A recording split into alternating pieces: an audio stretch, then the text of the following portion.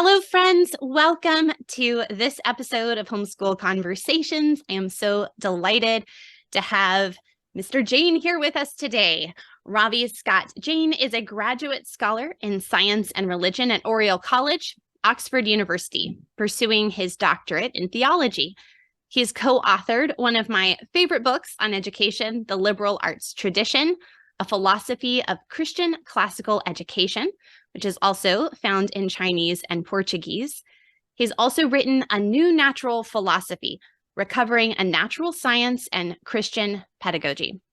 His third book, The Enchanted Cosmos, Mathematics and the Logos Who is Love, also will be in Chinese, is due to be released in 2023. He has taught calculus and physics at the Geneva School in Winter Park, Florida, and he developed an integrated double-period class called The Scientific Revolution. In that class, students read primary sources like Galileo and Newton in order to recapitulate the narrative of discovery and explore its deeper meanings while preserving the mathematical and scientific rigor expected of a college-level treatment. Ravi has given more than 150 talks and workshops throughout America, Africa, and China on topics related to education, theology, philosophy, mathematics, poetic knowledge, and science. He served as a deacon in his church and enjoys spending time with his wife, Kelly, and two sons, Judah and Xavier. I am so delighted to get to chat with you today. Thank you for taking the time to talk with us. At the beginning, I know I always give like these big formal bios to introduce folks, and I would love to just hear from, in your own words, though, a little bit about yourself, your family, and then how you got started being interested in classical education. Sure, Amy, thank you. So we just moved to Oxford about a year and a half ago.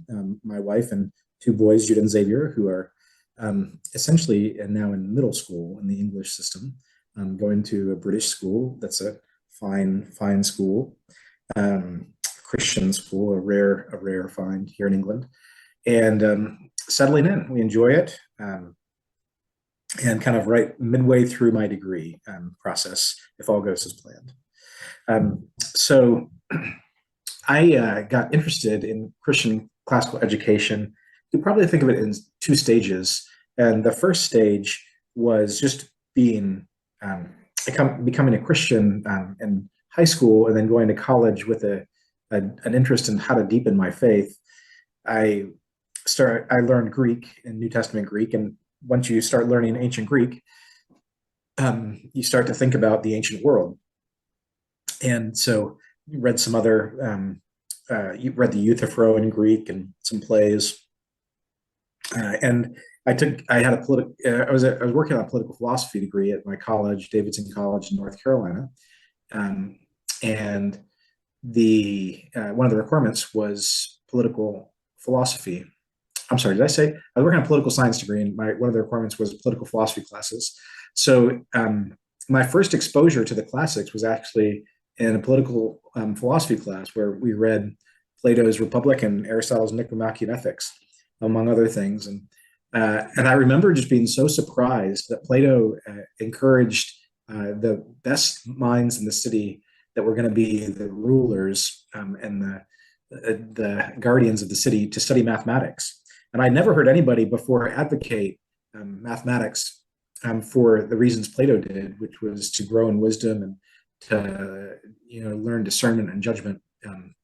I never heard anybody advocate that mathematics would make you wise. I always thought it was just merely useful for the next subject that you might study in chemistry or physics or economics. So my exposure to Christian classical education, I guess you could say, was first as a Christian, realizing that there were some classics out there that were relevant. My first year out of college, I ended up teaching. I was looking for a job and wasn't sure what would be a good fit for me. So I took an offer to teach at a Christian school, to teach math at a Christian school.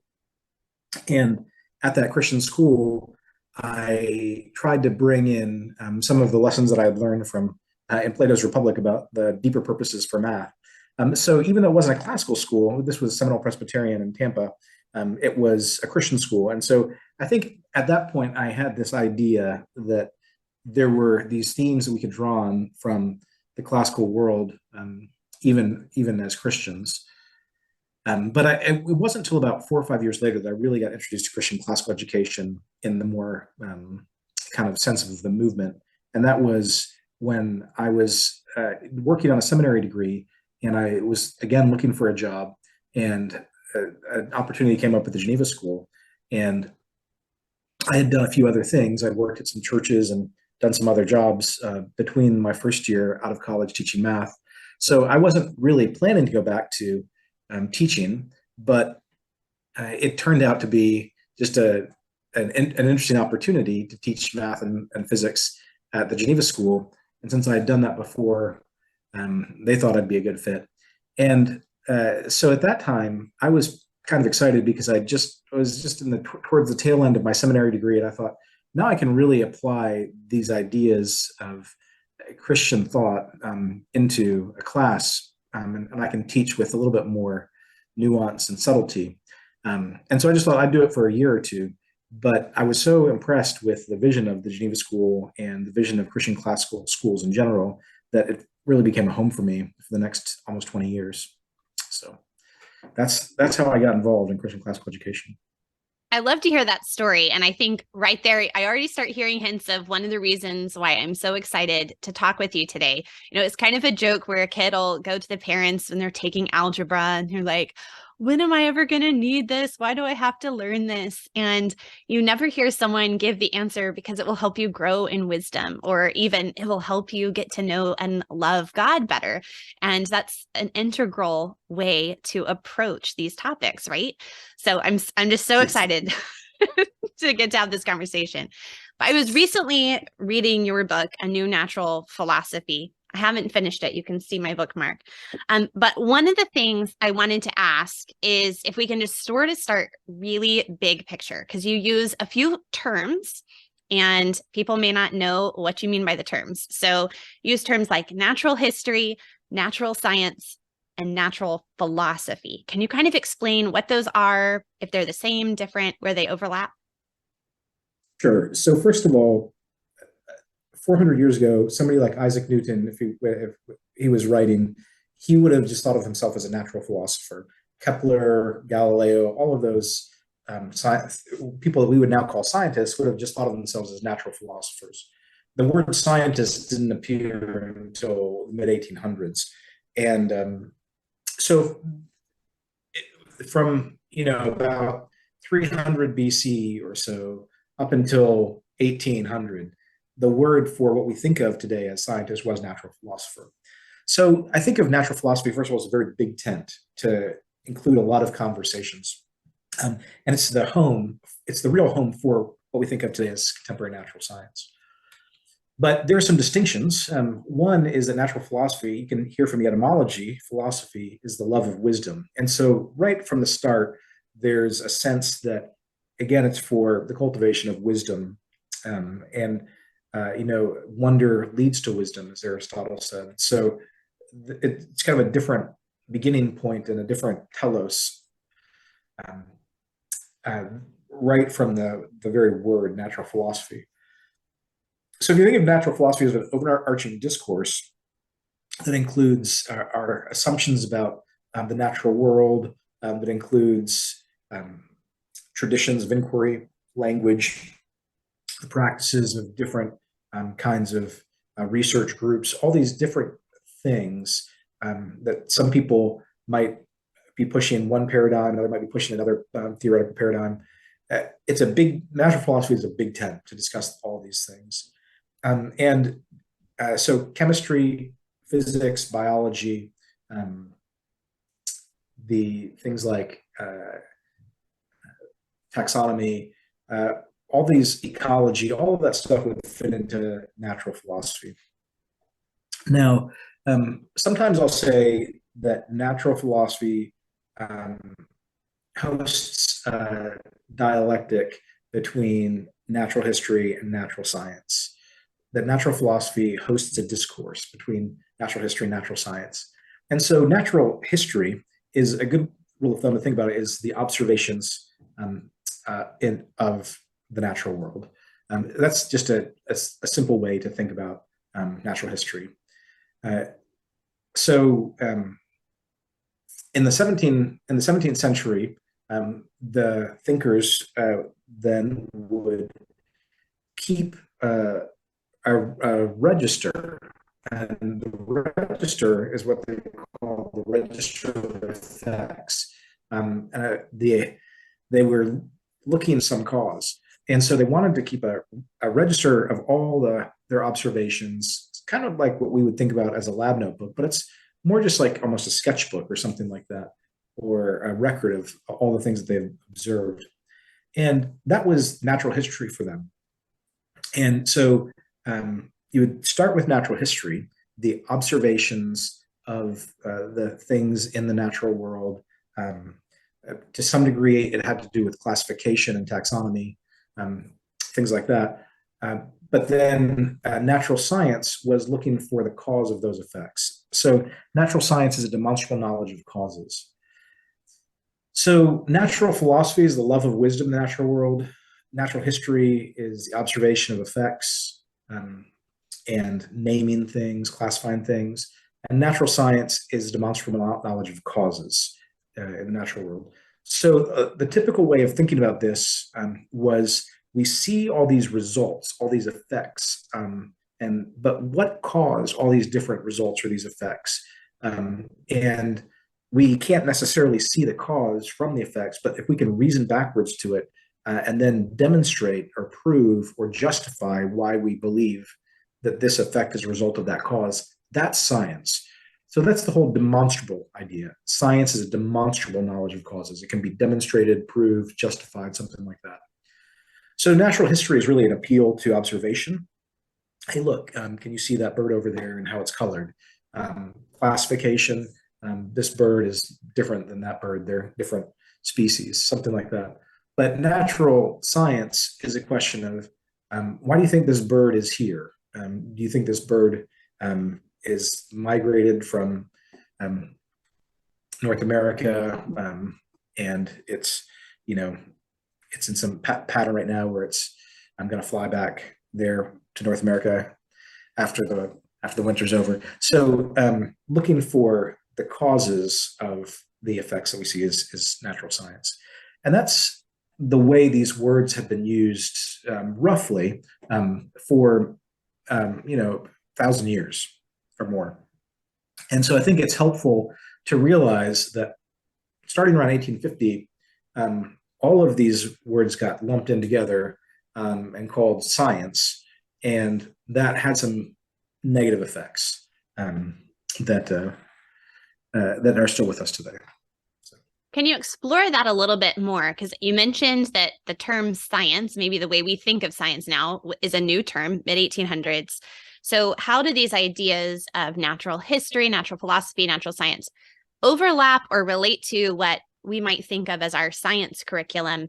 And then how have those ideas kind of changed culturally over time? Yeah, and I should be real careful here. It's not that the word science is new, it's the word scientist is new. Okay. And so what ended up happening is people that would have called themselves natural philosophers started to call themselves scientists by the late 1800s. And that kind of change started shifting the idea. We're no longer doing natural philosophy because we're not natural philosophers, we're doing science.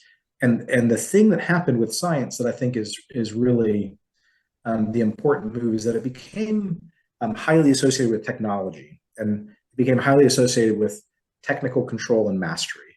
So where natural philosophy would have been interested in an accurate telling of what's going on, and obviously knowledge is powerful.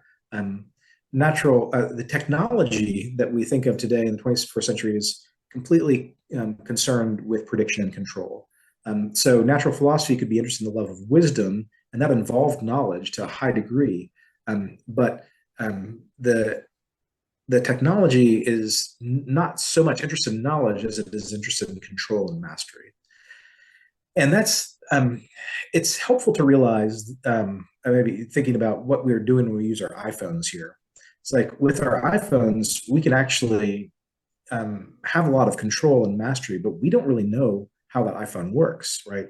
And so sometimes in school curriculums, there's this push for technology, and one of the ways it might get put in is lab sensors, in a laboratory.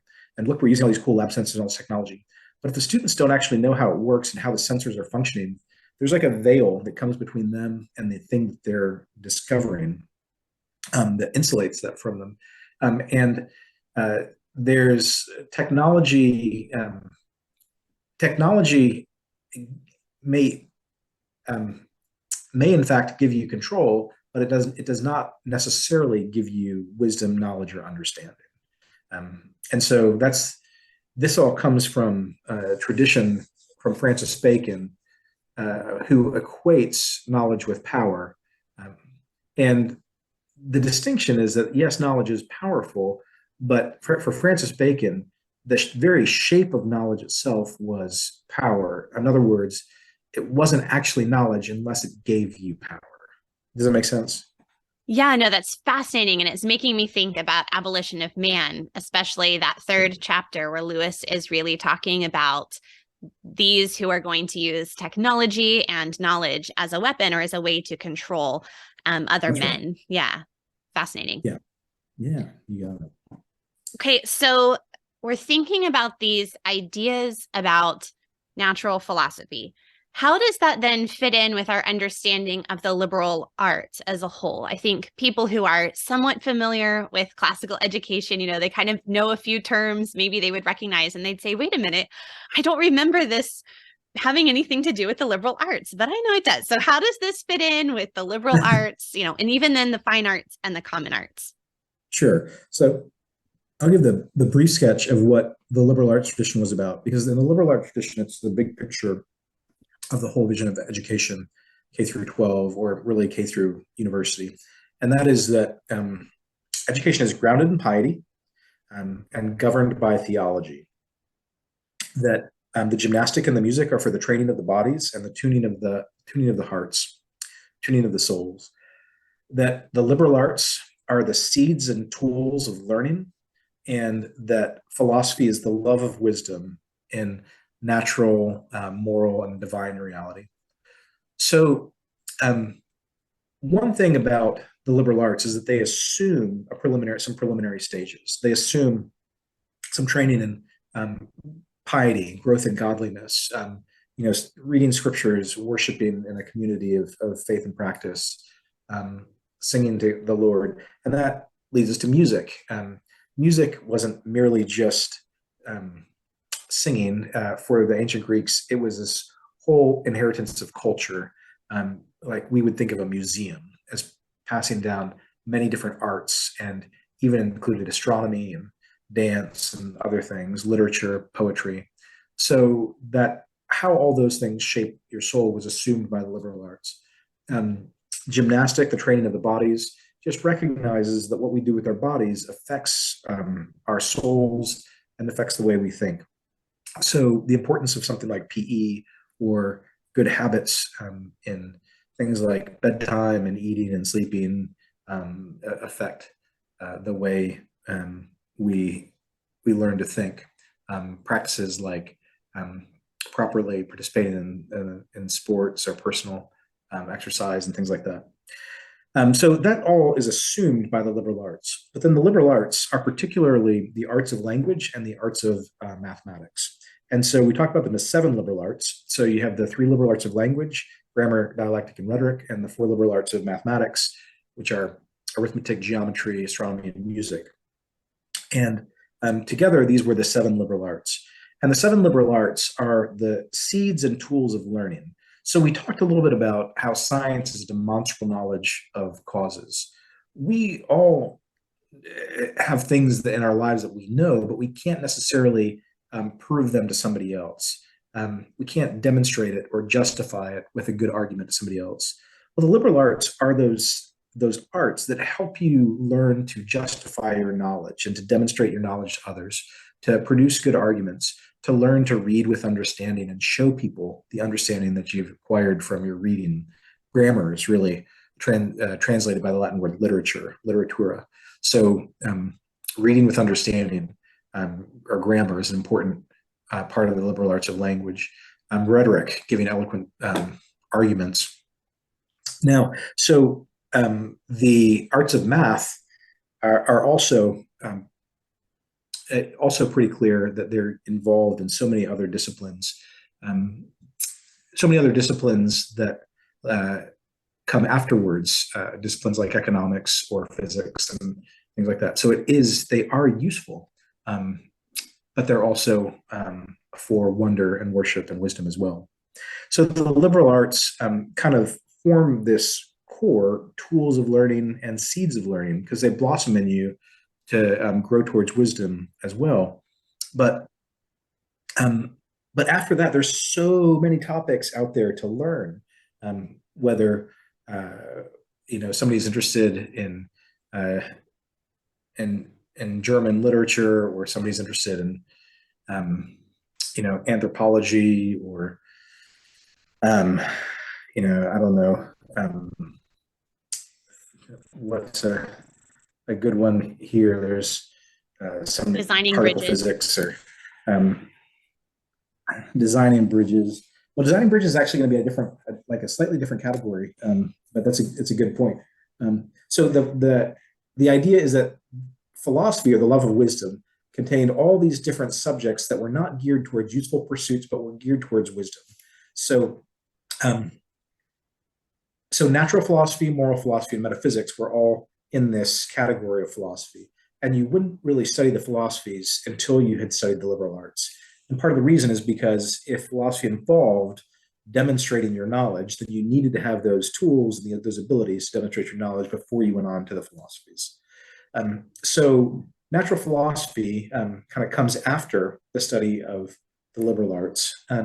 But there's some ways to consider that the beginnings of natural philosophy are also learned within the liberal arts, especially the liberal arts, within all the liberal arts. So, for example, grammar is very interested in words and the meanings of words, and the old grammarians were very interested in etymologies. So thinking about the names of animals and how you classify and distinguish animals would have been something that the ancients thought of as grammar. And so somebody like Adam and Eve naming the animals might have been thought of as either a natural history pursuit or also as a pursuit of grammar and names, which I think is kind of interesting. But at any rate, all these liberal arts play into, they lead to natural philosophy. Now, on the other hand, you made a point of designing bridges. And we obviously want our students to also grow up and become doctors and engineers. And I think one of the so the way that the medievals would talk about it is they would talk about the mechanical arts, and it comes from an older term that I think is perhaps clearer in some ways, called the common arts. And so they didn't only think about philosophy as an end, or natural philosophy. They also thought about what are the kinds of practices that we want to do, like blacksmithing or medicine or farming and agriculture. And so there's this list of common arts, and they were, Hugh of St. Victor made them into 7, really to mirror the liberal arts. But it was essentially a catch-all for everything that people did that was for the good of the community and for the body. And the thing that's I think is helpful to realize about the common arts is that they're similar to technology. I mean, the word art in Greek is techne. So technology, you could say the study of the arts, or the common arts. They're kind of trying to get at the similar idea. But the common arts had a different kind of starting point. And the common arts had this vision of nature that we had to learn from and imitate. Not necessarily slavishly, but that if you wanted to learn something about agriculture, it was actually good to pay attention not only to research, but also to look at how the forest around you might deal with invasive species or some kind of threat. Or I know Wendell Berry talks about this, learning to get along with the land, and not merely thinking only about what the latest techniques are. And so there's an idea in the common arts that you can learn from nature, that there's a wisdom inherent in creation that we should learn from. And so I like the common arts because they emphasize the notion of limited mastery and control. It's not that you aren't supposed to go out and take dominion, but it's a different sort of dominion. It's a sort of dominion that works alongside a wisdom inherent in creation, as opposed to assuming that it's just neutral stuff. So that's the liberal arts and the common arts. And but the last you asked about was the fine arts. And one of the things about the fine arts is that they often weren't really broken out as their own thing throughout a lot of the medieval period. And it seems to me that the reason is because people expected design to accompany all of their arts. They expected somebody like Leonardo da Vinci would have also been doing artistry for, in his biology and in his mechanics and all these other things, where there was art involved with them. What we think about as what might be now thought of as fine art. But eventually, there was a sense that we wanted this, that the West separated the idea of an artist as some kind of genius from somebody that was just an artisan doing the common arts.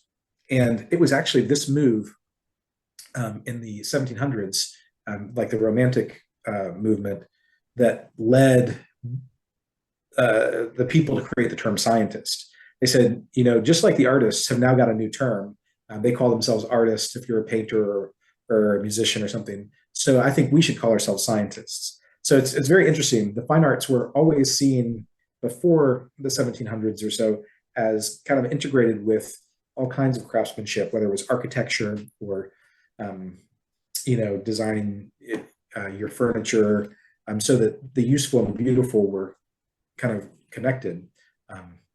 But now it's important that I think that we learn to actively reconnect them, since they've been separated. And I think that's one of the things I'm most excited to see generationally as well, because I think it's really hard to do this all first generation, or even myself as a second generation classical educator.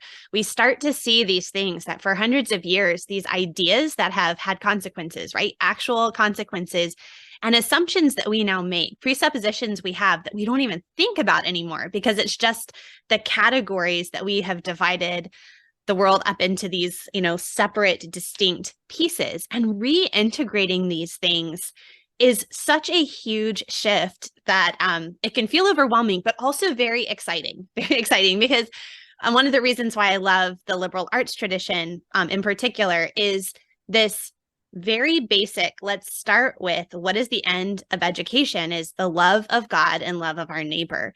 And that is, in one sense, it's kind of broad, right? But in another sense, like, what could be more fundamentally unifying than this idea of wanting to know and love God, and then have that flow out into the love of our neighbor in this world, right? We're not Gnostics, so we're not just up here in the realm of ideas, but it's being worked out in our communities. And so being able to think about ideas of natural philosophy, or, our science and our math as we're doing them in our homeschools, to be able to see them as part of something that's much bigger, and looking for ways to integrate, I think, can be a way of thinking that may not necessarily tomorrow morning change what you do in your lesson, but over time really will be transformative culturally, and with the ideas our kids then carry on, hopefully, to educate the next generation. Yeah. That's right. It's exciting to see. And I mean, I guess that's you're part of that, aren't you? You're the next generation, second generation. Yeah, I think that sanctification isn't just an individual, right? It's also generational. So I'm like, I pray that my children continue to be sanctified past where I am and will be. Yes, don't we all? Yeah, right. Oh, with this sort of idea, I mentioned about we have these presuppositions and these ideas. I would love for you to explore how we can model and nurture a distinctively Christian natural philosophy in ourselves and in our children. And I said when I sent you these questions ahead of time, I'm not just talking about like baptizing our science curriculum, like here's a few Bible verses or like, and God loves you kind of in the science textbook or whatever. So, but like an essential attitude or presupposition that we would bring into these studies. How ought we to do that? Yes, that's a good question. I mean, I think again, there's that sense that we just talked about with the common arts, that God has put a wisdom into creation that we can learn from and to some degree imitate or at least work alongside of. I think in is it The Magician's Nephew? I forget it. No, I forget which book it is. Maybe it's in Prince Caspian. There's some statement that Narnia never was right except when a man ruled it. And there's this, when it was ruled by humans. And I think the point was that, that there is a way that God has ordained humans to help bring creation to its fullness. But nonetheless, you've got to, in order to do that, you've got to learn to work alongside the wisdom that God has put within it. And so just maybe a stance of humility and piety towards creation, piety towards God. And the ancient Greeks actually talked about a cosmic piety, in a sense of, awe and wonder at the world. I think that could be appropriate if you think about the wisdom that God has put in the world as reflective of Christ as the Logos. So I think there's a way that that you can almost be that order and that the beauty and the of creation should lead us to worship for sure. Yeah, maybe one might even say humility and doxology. Might one even say humility and doxology? Yes, exactly. Well done. But the I think part of what that means is in the younger years to not worry so much about um, about um, concepts that the kids need to learn with science, but focus more on helping them to experience creation as beautiful, as wonderful, as pointing towards God. And so, especially in, I would say, up through sixth grade or so, the students, I really think, should focus on natural history and the common arts. So natural history and the common arts, where natural history, you're getting out into creation and learning to name things and being exposed to all the variety of things God has made, and classifying them, sorting them out.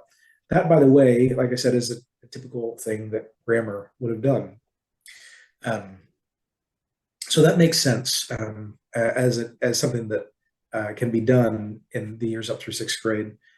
Also, on the other hand, I think the common arts are the kinds of investigations into the natural world, or the working alongside of creation that that can really lead to greater wonder over the course of students' lives and over the course of further inquiry. Because I just remember some of my best students were students that had learned to tinker with stuff when they were kids. They weren't just thinking about physics or mathematics as technology. They actually were thinking about it as I want to know more about kind of these how these things work. Like if kids come to me in 11th or 12th grade and they're fascinated by computers and all kinds of electronic gadgets, I can't really do anything with them as a first year physics student from that. I mean, that's not the kind of stuff we study. We study mechanics, and so mechanics, might even be very deep study with calculus and physics, but you're talking about things like levers and forces. And if kids don't know how to use an axe or never played on seesaws, then they're not really interested in the kinds of things that you study in mechanics, and they don't have any curiosity. So I think the traditional common arts, by getting students interested in those things, can help lead to that wonder. And it's also kind of a gateway into history. I think that's one of the things that Christians really ought to cultivate, is a love in their students for the past, in the sense that it leads us towards piety. So I mean, I think those are some steps. Those are some steps in the direction of Christian thought for the lower school. The only other thing that I would say is, stories and narratives about the great scientists, and especially when there is a link between scientists and their faith. And there's a lot of links there. People like Blaise Pascal, or Gottfried Leibniz, or James Clerk Maxwell. There's lots and lots of Christians who have been influential in science. And there are some kids' books for stuff like that out there. Not a ton that are really good, but for your particular question about Christianity and science. But getting those narratives into students' minds and the younger kids' minds, and helping them think about natural philosophy and the common arts, and not just always saying science. That's one thing that can help in those lower years. And the other thing I would say is just also be careful. Here's a warning that try, watching, kind of science videos on YouTube, it can be, they might think that you're doing the kids a favor and helping them learn STEM, or helping them get more science ideas. But honestly, I never found that to be very helpful for my teaching as 11th or 12th grader students that had kind of gotten their science ideas from that. I could never go as far with them. I could never kind of help them shape them into the kind of Christian natural philosophers that I was hoping they could grow into, because they didn't really have the wonder at the natural world. They just had techniques and gizmos in their minds. So that's an interesting, yeah, I'll have to think more about that. Yeah, I think sometimes just something as simple as giving the kids the freedom to go explore outside and play in the dirt. Doesn't seem very profound, but that kind of like curiosity. I wonder what's under that log, or I wonder what would happen if I did this. I have a child who loves to climb trees, and she can now shimmy up just about anything, even if there are no branches. But she has learned the hard way, like, which branch is healthy? Which one will support my weight? Some of those kinds of things, just that curiosity and that wonder, and not having that like, oh, I just, I don't really care to know. I just want to use this gadget to do this thing for me or whatever. Yeah, you're exactly right. And learning to build stuff, whether it's just like a little bench or something outside or whatever, or plant a garden, it leads to all kinds of questions, like you're just saying, like which branch is healthy, which seeds work well in your climate, or what, how hard do I need to strike nails, and different hammers have different sizes, and so just levers and all those things. The curiosity comes up naturally when kids are out in the world doing stuff. So exactly, you got it. Yeah. Okay. So I think that sort of segues into my next question, because I think that's sometimes something that can really hold back myself as a homeschool mom. And I know I hear this from other moms. So we get all these ideals and we're like, okay, here's this thing now I need to do. And then we get up in the morning and we look at our kids and we're like, I don't know how to do this actually right here in my real life. So I think some of these are just, we've already started talking about some simple ways that this can look, especially in those younger years. I don't know if you have any other ideas, especially maybe for someone with limited resources or who feels inadequate themselves. And then as they get older, how do we really dive deeply and help our teens to start thinking about these ideas in a deeper way? Yeah. Yeah, so limited resources, there's a couple things I'd say is one, you could just go get if you can still find a Boy Scout handbook, or the way that Boy Scouts used to do merit badges. And I don't know if there was something like that for Girl Scouts as well, but those kinds of things were great because, they're not expensive, but there's all these different activities that kids can start thinking about and being exposed to those. So it kind of ready-made curricula in that way.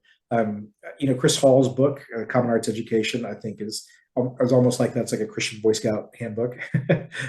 So it's kind of a fun with good justifications for why we should do those things. So that's a good place to start as well. But the as the students get older, I do think it gets more complicated because there are people. It's just there's less well-trodden roads, and it's harder to find people that know what to do in the kind of 7th through 12th grade period. One of the big emphases that I have is kind of architectonic, and that is to help the students realize that truth does not exclude mystery, but embraces it. Truth does not exclude mystery, but embraces it. And one of the dangers that happens with science and math is that students feel like that's the real stuff, and it's all facts. And there's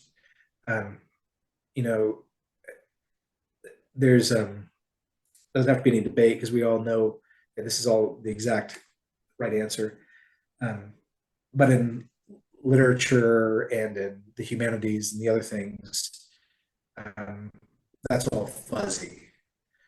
Well, I think it's really helpful for the students to start to recognize actually there's pretty substantial debates in science as well, natural philosophy, and that doesn't mean that there's no truth. It just means that we only know the truth in finite, limited, infallible ways. God knows the truth. Do we expect ourselves to be God in this situation?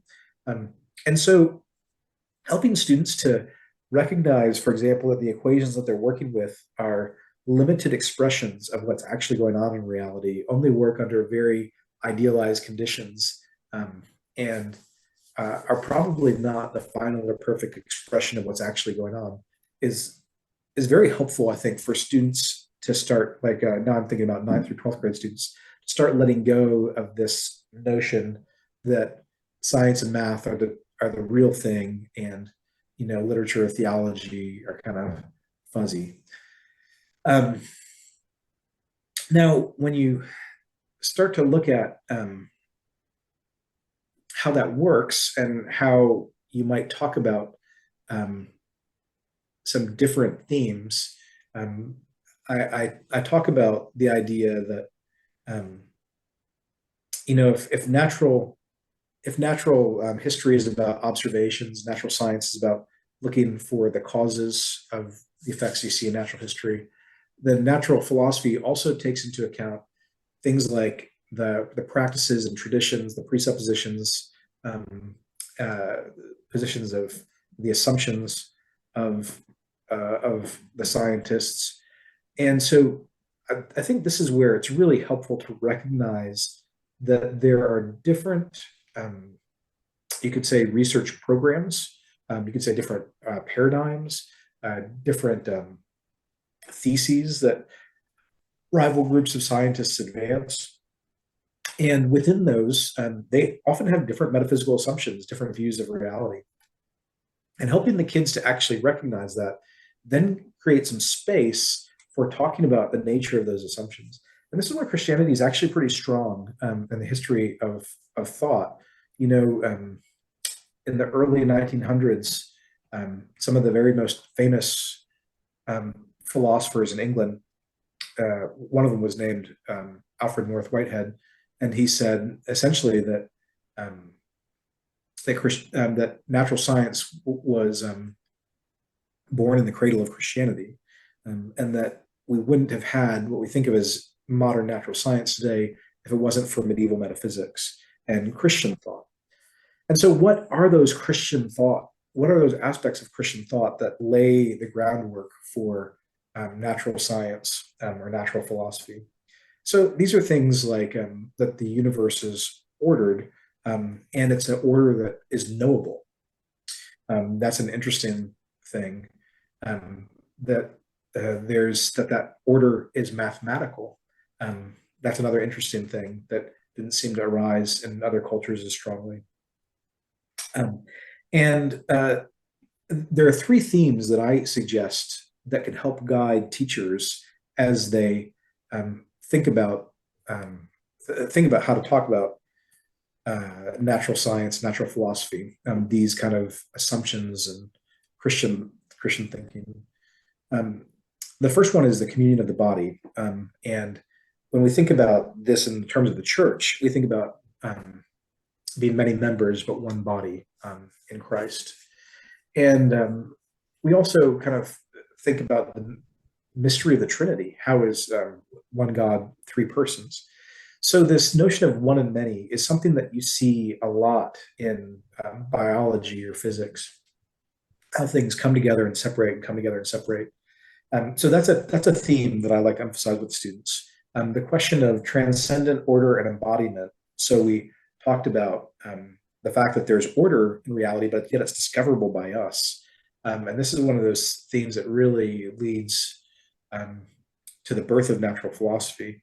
And I think it was, if you read the New Testament, it's just like everybody's surprised that God has come to earth. Like everybody's just absolutely shocked that Christ became incarnate, that Christ is God, and they can't get their minds around the fact that Jesus is God.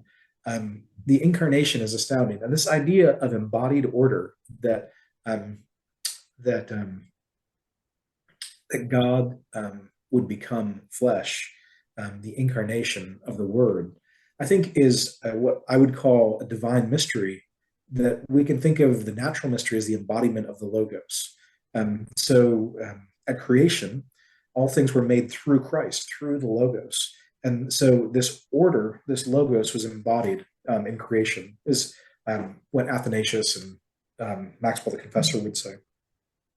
And so this is, again, a theme that I think can run throughout all the different science curriculum. And,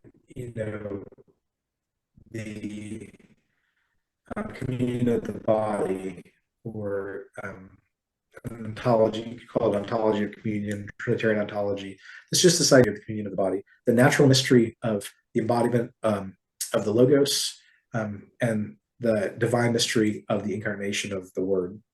And then I think the third one is, I like to associate it with the gospel. How is it that God calls us to work out our salvation with fear and trembling, and yet it is God who works in us, causing us to will and to act according to His good pleasure. So it's a very interesting thing that, we are to work out our salvation, but it's God who works in us. And I think the gospel we understand as God's saving grace in our lives. And how is it that God works, and yet we're also involved in that process of sanctification? So this question about causality, I think, is much, much more complex than natural science textbooks make it out to be. And so for the ancients, they thought about it as harmony. They thought about harmony a lot more. And the moderns really reduced the category of harmony, or cosmic harmony, or the harmony of the spheres, the music of the spheres, what was the liberal art of music. They kind of reduced that all down to the notion of law, of natural laws. And the difference with a natural law versus kind of the harmony of the spheres, or a universe alive with music, is that these laws are generally kind of externally imposed. Whereas when you think about harmony, it's more like people participating in making that order and that order rising up spontaneously from them. So, I talk about it sometimes as the mystery of corporate causality. And so the natural mystery of corporate causality and the divine mystery of the gospel. So these three kind of natural mysteries and divine mysteries, I think, form nice ways for the students to start thinking about mystery and truth. That these different research programs, whether it's Leibniz versus Newton or Einstein versus Bohr, or string theory versus what is it? I'm thinking of it's like the cosmic foam or something like that. These different research paradigms they often come from different metaphysical points, and the way to keep track, I think, of these metaphysical points is to start thinking through them Christianly.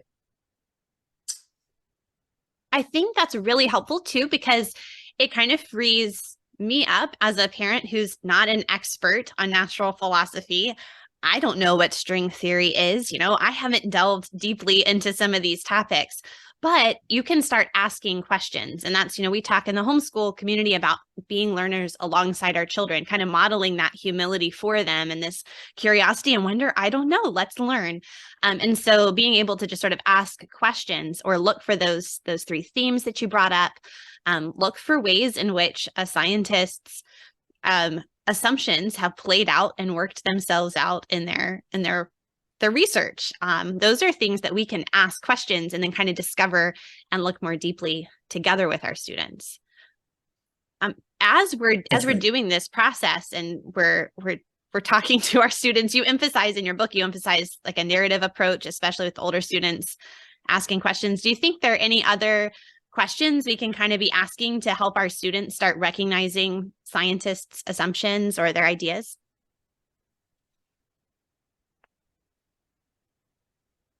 I mean, it is helpful to start asking about disagreements, so it becomes a little tricky,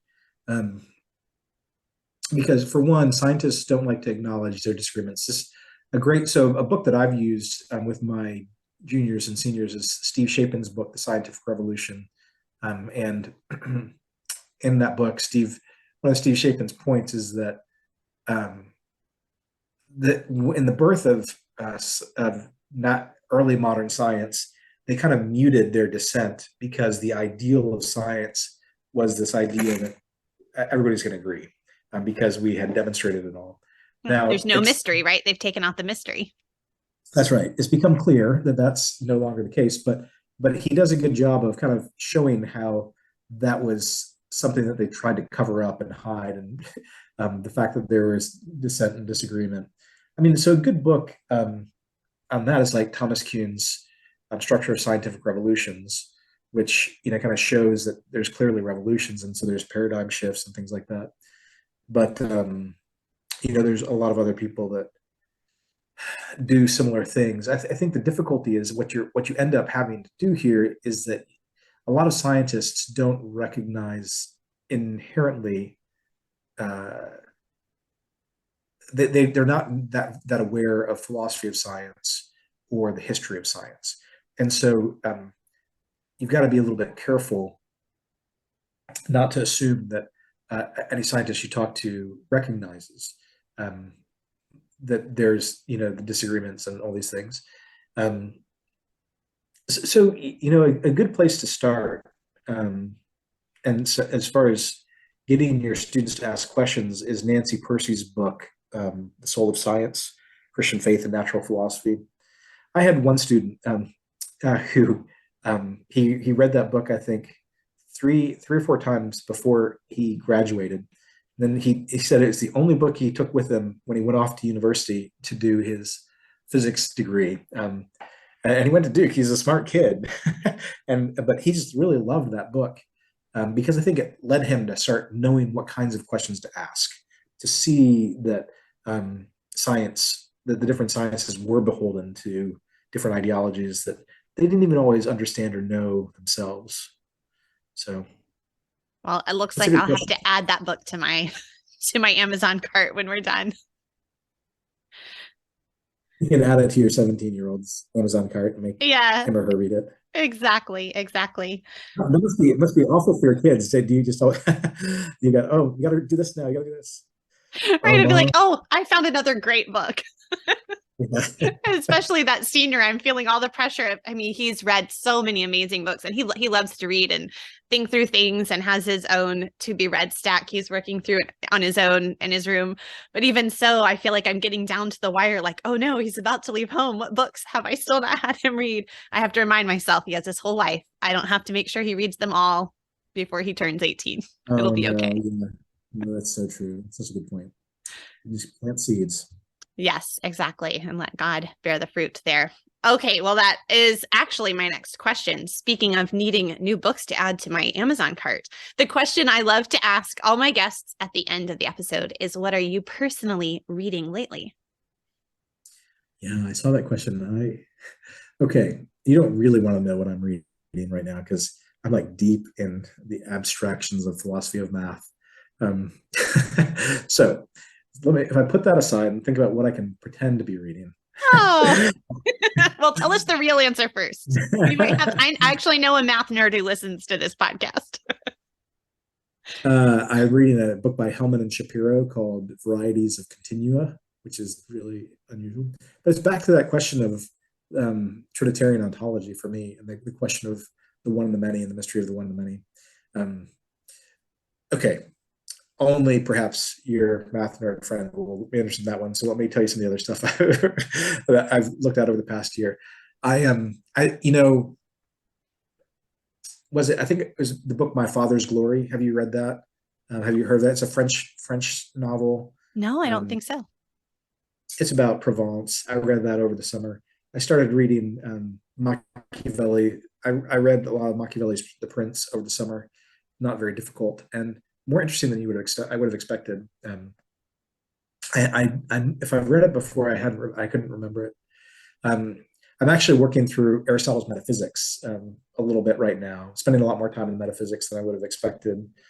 I think the Metaphysics is really a crazy book because like you can read it and have no idea what it said, and it's amazing that over like 5 years, 10 years after intense study of all kinds of other stuff, you can go back to it and be like, oh, he said that. That's interesting, and realize that he was like really advanced, 2,000 years ago on stuff that people are still arguing about, and his points are really nuanced and complex. And I just can't even, I barely understand it unless you get a lot of work in other areas.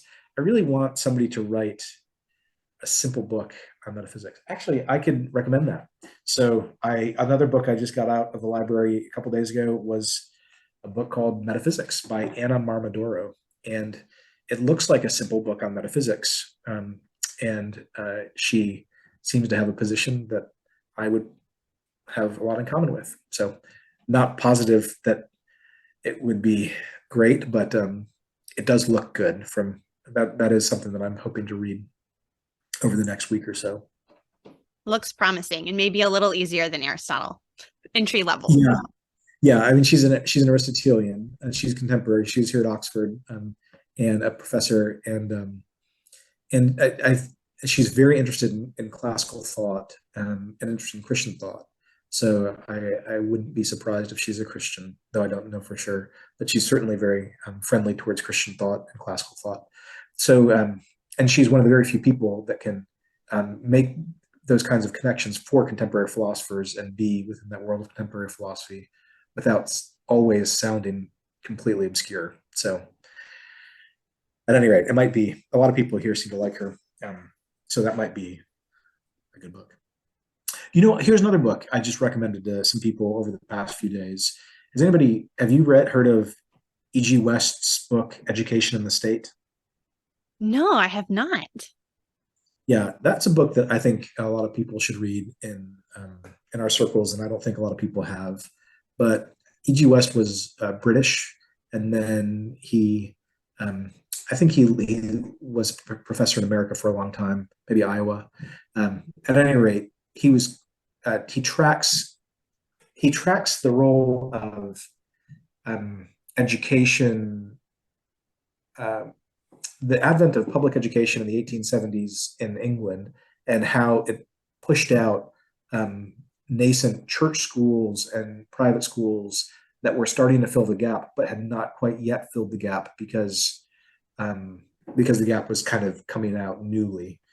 And so his argument is quite interesting for this generation where we're thinking about charter schools and homeschooling and the relationship between education and the state.